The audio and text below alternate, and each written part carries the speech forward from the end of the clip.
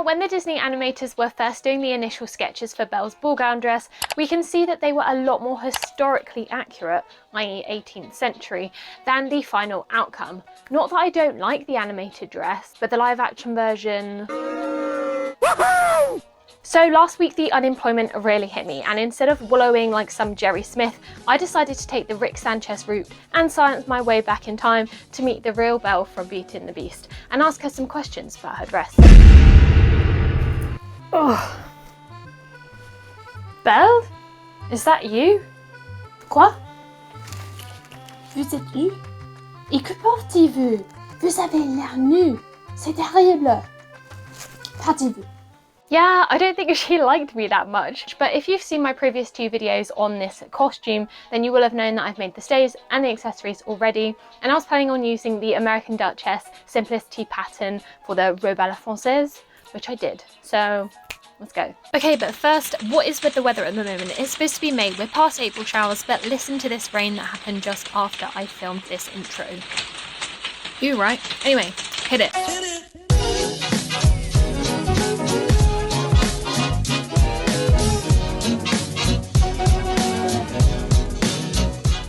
So of course the first thing to do was to cut out the very mini pieces. The robe, outside of the robe, I did in this gold Chantin Dupion. The underskirt I did from this satin, and then the lining I did from this green cotton linen. Yep, I know what you're thinking, green doesn't really go with gold, but I sweat like a beast and linen's absorbent, okay? I actually didn't do a mock-up for this pattern, and this was in part because I didn't have enough fabric to do one. The dress gobbled up about 17 meters of fabric, which is why I use materials like satin. My unemployed butt does not have enough moolah to be paying £35 a metre for silk. So I've watched rather a lot of videos of people making this pattern, and I don't think you can comprehend the ginormousness of each pattern piece until you've done it for yourself. I've now done it and I'm quite sweaty, and I'm going to stop now. When I'd recovered the next day, I used a mixture of the pattern instructions and the American Duchess Guide to 18th Century Dressmaking to help me begin on the robe itself. First up was the pleating around the skirt sections, which, if you've done all of your pattern markings correctly, should be pretty simple to do. And then it was on to those infamous Watto Pleats. So, fun fact, Watto Pleats are actually named after Jean Watto, the painter, who was known for painting these great big pleats in the back of all of the dresses of his paintings. But it also serves as a really good greeting to people. Watto, old chap? Oh, Watto. I say, what are you conniving? Oh, me, I'm just fiddling on my string instrument. Watto, oh, me too, on my string instrument. Me too. And me, Watto, what luck? I'm just cleaning my feet. To put in the Watto Pleats, I firstly pinned them, and then I sewed them 1 centimetre in from the top, and then you're supposed to baste round in kind of like a square lower down. After that, I moved on to putting in the sleeves, which I did not do in the 18th century method. In fact, really barely any of this project was completed without a sewing machine, so I guess Osteen's historically adequate sentiment applies here. So these sleeves are set-in sleeves, which means that after putting in some gathering stitches to their sleeve head in between the notches, I had to smooth out those gathers completely so that there were no folds on the fabric, and then I sewed them in. And then it was onto the lining, which, yes, I know should have been done before the gown and then fitted to me with stays on, but guys, I really just don't feel like I'm that advanced yet. Like, how do people learn how to do adjustments? I normally just go with the pattern and hope for the best. So in terms of construction, the lining is mostly similar to that outer gown, but it has these little ties in the back so that you can tighten or loosen it, so I just put those in with a zigzag stitch. Hey guys, I thought I would just do a catch up and show you where I've got to so far. So I haven't actually filmed quite a lot of the steps because I'm literally just following the guide, the Simplicity guide. The only thing that I'm planning to do slightly different is the stomacher, but I'll show you that when I get to it. Okay, so I've done the majority of the gown itself, and then I've also done the lining. I just need to actually attach the lining in, so that's going to be my next step.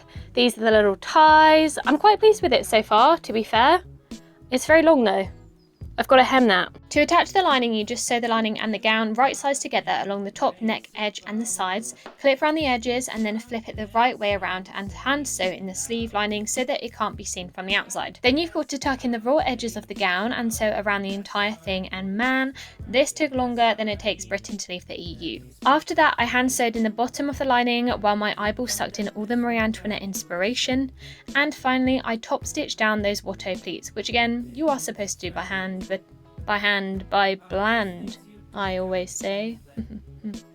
And then the outer gown is done, and sorry about all of the mess in this clip. This is my sister's room and my room is obviously so much better. So after following the instructions on sewing together the front and back pieces of the petticoat, it was on to pleating it, and I used the pattern guide for this, marking on the solid and dotted lines with a heat erasable pen before pinning and sewing them into place. After that, I hemmed the entire thing and moved on to cutting out the sleeve frills with my pinking shears. So for these sleeves, I wanted to tie in both colours, the lighter and the darker gold, so I did one of each and fray checked all of the edges, which is the disadvantage of not using real silk. You have to fray check everything. I then cut out the engagements, so basically more sleeve frills, by using the same pattern but not doing the scalloped edge, and then it was on to assembling all of these frills. So I put a gathering stitch across the 2 frill layers and pulled up the thread up to perfectly match the circumference of the sleeve, and did the same with the lace engagements. After that, I could begin on all of the trim, and the making of this trim took me 2 weeks, not even joking. The dress itself took 1 week, but the trim took 2, just because I had to cut everything out with the pinking shears and fray check it. So don't attempt a robe à la Francaise unless you have some free time. So the way I made this trim was by using the guide as provided in the American Duchess book, and then putting a machine gathering stitch directly in the centre of each strip. I then pulled it up really tightly and ironed it. Now for the front narrower gathers, I wanted them to be adorned with fabric roses and little gems, so I glued those on with some Gorilla Glue, and if you want to know a bit more about how I made the roses, I would watch my previous accessories video. I also did the same effect with the sleeves by adding a smaller ruffle which was left over from the Bergere hat, gluing some of the gems onto it and then sewing it on by hand. And then it was onto the stomacher. I've got the pattern here, and what I'm going to do is place this on the fold here. So in the original pattern this would be done with hooks and eyes, but I'm not going to be doing that. I'm going to do the American Duchess guide way. So I'm going to pin it here, cut it out, and then hopefully that's going to fit. Spoiler alert, it did fit. So I cut the stomacher out on the fold in no less than 4 layers, 2 super thick calico pieces, 1 lighter weight calico, and then 1 from the satin. Then after I'd cut them out, I measured out and chopped off a 1.5cm seam allowance from all of the calico layers, then folded in and sewed down the raw edge of the fashion fabric. These instructions, by the way, are from the American Duchess guide, not the Simplicity pattern, as they suggest some weird hook and eye closure, whereas in the 18th century they would have just pinned the stomacher onto their stays, which is what I was planning to do. I then hand sewed the fashion fabric layer very neatly over the calico layer so that from the front there were no visible stitches. And then it was on to the bows to decorate the stomacher. Guys, these bows. These bows. I didn't like how the American Duchess ones turned out from the instructions in the pattern, so then I kind of made up my own, but then they ended up being too big. So then I tried to make them smaller, but then one ended up too small, and then I was like, do I put a rose in the middle? It was a whole process, but we got there in the end with bigger, medium size and the smallest one on the bottom. Okay, so I thought I'd show you where we're up to so far because it's now actually coming together. I've glued on the gems and the flowers, so I'll show you that now, and I've also glued on the stomacher flowers. Ooh, you can see the gems. Damn. So yeah, now we've just got to make the main trim.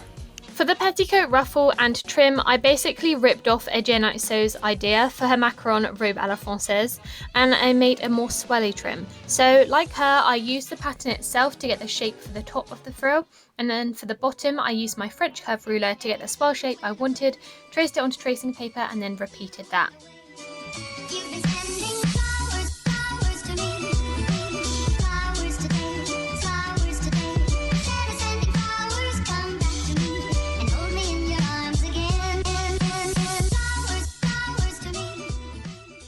After I'd finished cutting out the main swell, I sewed on some smaller trim that I'd already made to the bottom bit, and then gathered up the entire thing and sewed it onto the petticoat itself. I actually made 2 of these so that they were tiered with just a small gap in between the 2. I also got some of that smaller trim and sewed it by hand to the stomacher. After that it was time for the big boy trim, which cascades swirling down the front of the gown. And so to do these I put in 2 gathering stitches towards the edge of each ruffle and then pulled them up so that they were quite dense. I then sewed these on by hand, and I know I said earlier that I barely sewed this by hand, but as I'm doing this voiceover I guess I was just lying to you. Please don't cancel me. And finally, I folded over and gathered strips of lace to go around the neckline and top of the stomacher. And again, I sewed these in by hand. Who is she? Now guys, I tried to film a little get ready with me situation. I don't know if you like this, let me know. So enjoy, I guess.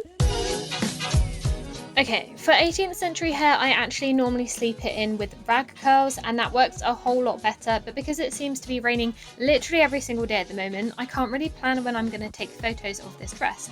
So I just had to randomly decide yesterday that that was indeed the afternoon, that was the day. Where there was a brief patch of sun, so I had to be quick. But what I always do is use this faux Ariana Grande ponytail, which I bought for Halloween a few years ago. I clip it on top and then wind it round so that I can pile the rest of my hair on top of it. I didn't actually film the makeup process though, because it's not overly interesting. I just slapped some pale foundation on and used red lipstick as blush and also on my lips. Voila. Now, if you want to make this extra Belle, you could try and invent some half up, half down hairstyle, but I was mainly concerned with the height as I like the Bergere hat to give me an extra few inches. And once you've piled all of your hair on top and pinned it to the Ariana hair, you can curl it, talc it if you want, hairspray it, and it's done. Thank you for watching my barely adequate hair tutorial. Ofsted have given me a below average score and we are going in for a reassessment next month. And here's the try on. I believe I'm right in saying that in the American Duchess 18th Century Guide to Beauty Hair, whatever it's called, they have hairstyles and like how to do 18th century hair for all different hair types. So if you don't have my kind of hair type, I would definitely buy that book and have a little look. I don't have it, but apparently it's very good. So as you just saw, I just put on my panniers. I didn't buy these, I bought them from Amazon. Although the American Duchess guide does explain how to make them, I don't find making this kind of undergarment particularly thrilling. So then after that would come an underskirt, but I was only going to be posing in my garden, so it didn't really matter, and I went straight onto the actual petticoat, which ties in at the front and the back. Then we've got the pinning on of the stomacher, and I'm quite sure sewing pins aren't the correct things to be doing this with, but hey ho, they got the job done, and I just carefully pinned them onto my stays. And then after that, of course, we've got the gown itself, which I don't think this is correct either, but I also just pinned them onto the stays and the stomacher because otherwise it hangs kind of awkwardly around the waist. And then finish that off with a Bergere hat and shoes, and you will have transformed into Belle.